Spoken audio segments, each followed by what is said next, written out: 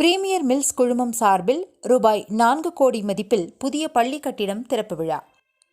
Kovai வரதராஜபுரத்தில் premier mills குழுமம் சார்பில் ரூபாய் 4 கோடி மதிப்பில் காந்தி நூற்றாண்டு நினைவு பள்ளியில் புதிய பள்ளி கட்டிடம் திறப்பு விழா நடைபெற்றது.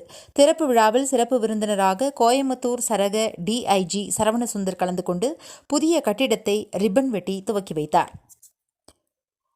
பிரீமியர் மில்ஸ் குழும இயக்குநர் திருமதி கவிதா சந்திரன் பேசுகையில், பிரீமியர் மில்ஸ் குழும நிறுவனங்கள் இந்த புதுமையான பள்ளி கட்டிடத்தை நிர்மாணிப்பதற்காக ரூபாய் 4 கோடி நிதியளிக்கும் முடிவு சமூக மாற்றத்தை உண்டாக்குவதற்கும் சமூகங்களை மேம்படுத்துவதற்கும் கல்வியின் உருமாறும் சக்தியில் அதன் ஆழமான நம்பிக்கையை அடிக்கோடிட்டு காட்டுகிறது என்றார்.